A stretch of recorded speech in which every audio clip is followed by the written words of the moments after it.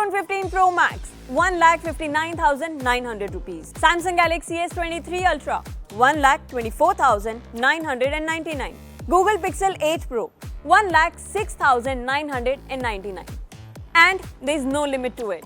I mean, flagship phones are getting out of reach for a lot of people. There is only a selected number of users who would invest in such flagship devices. But this doesn't mean that you shouldn't use a good phone. I mean, if not a flagship device, then of course a mid-premium phone.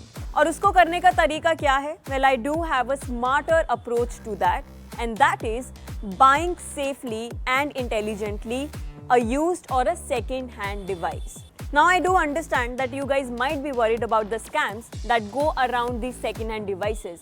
लेकिन आज के इस video में I'm going to expound details on how to buy a second-hand device very safely. Hello, hi, namaskar. You're watching Gadget Times. It's me Pavni Jain, and now it's time to share with you all the useful tips that you can keep in mind while investing in a second-hand device. Number 1. Research thoroughly. First things first, you really need to decide on the smartphone that you're willing to purchase. उसके बाद उस particular smartphone के जाके थोड़े से video reviews ज़रूर देखें. वहाँ पर go through the user comments just to identify if there are any recurring problems with that particular gadget. अगर सब चीज़ें sorted out हैं तो उसकी एक बार spec sheet भी ज़रूर ध्यान से पढ़ लें. Number 2, buy from reputable sellers. You can either choose to buy your device from the retail sellers या फिर online marketplace. Just make sure that this place is authentic. Well, अगर online marketplace की बात करें तो you can consider buying from platforms such as OLX या फिर Cashify. These are generally safer bets because they also offer sometimes buyer protection policies. Number 3, inspect your device. Whenever you meet the seller in person या फिर अगर आपको smartphone postal delivery के through receive हुआ है तो उसको अच्छे से जांचें. फोन को पावर ऑन एंड ऑफ करके भी देखें just to ensure that it functions properly.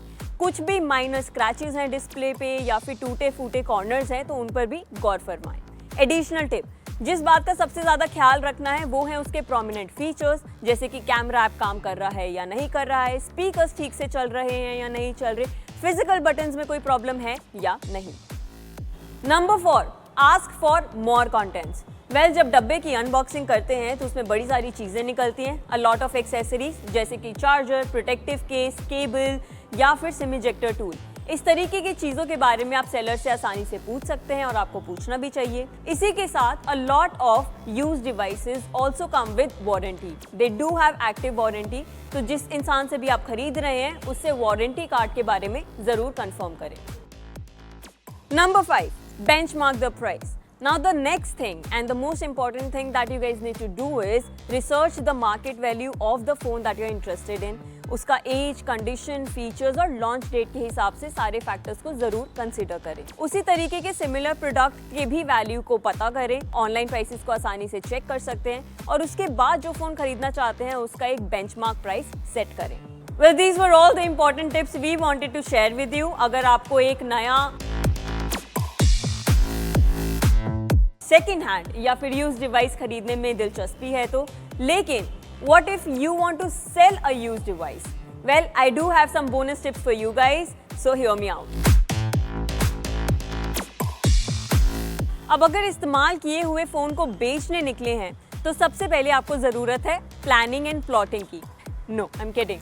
It's planning and preparation. So basically अपने फोन को अच्छे से क्लीन करें, फोन से अपने इंपॉर्टेंट डेटा को रिमूव करें, फोन को फैक्ट्री रीसेट पे सेट करें और अगर साथ में इसका डब्बा है तो उसको भी साफ करें. उसके बाद फोन और डब्बे दोनों को साथ में रखें, इसकी हाई क्वालिटी इमेजेस को कैप्चर करें. Just make sure that you are clicking all this pictures in well lit areas so that phone का जैसा भी कंडीशन है, अगर उस पर माइनर स्क्रैचेस हैं या फिर थोड़ा सा भी कहीं से भी खराबी है तो वो देखने वाले को आसानी से दिख जाए. इसके बाद एक डिटेल लिस्टिंग को तैयार करें. फोन के बारे में पोटेंशियल बायर को जो भी कहना चाहते हैं वो कहीं पर अच्छे से लिख लीजिए.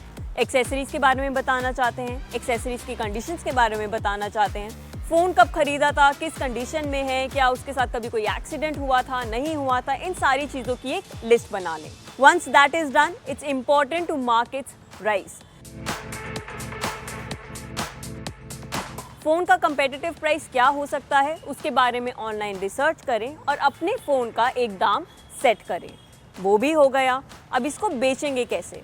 वेल, जिस तरीके से खरीदने वालों के लिए ऑनलाइन मार्केट प्लेस है, उसी तरीके से बेचने वाले के लिए भी है। OLX जैसे प्लेटफॉर्म्स का इस्तेमाल कर सकते हैं। वहाँ पर अपनी डिटेल लिस्टिंग को, अपने फोटोज़ को अच्छे से डालकर, अकाउंट बनाकर अपने स्मार्टफोन को बेच सकते हैं। Did I tell you guys, जो प्राइस आपने रखा है हमेशा उस पर बी ओपन टू नेगोशिएशन, क्योंकि खरीदने वाला ये ज़रूर करेगा bargaining. I just want to say that the world of buying and selling a used smartphone or a second-hand smartphone, it can actually bring a lot of opportunities for both new buyers as well as sellers. Just in case अगर आपको flagship phone इस्तेमाल करने का मन है while saving some money, तो ये एक अच्छा तरीका है इन्वेस्ट करने का या फिर अपने फ़ोन को बेचने का। वेल, आज का वीडियो कैसा लगा? Did you find all this tips useful और नॉट? वो मुझे कमेंट बॉक्स में जल्दी से लिखकर बता दो। बाकी you guys know the drill, like, share and subscribe to catch times.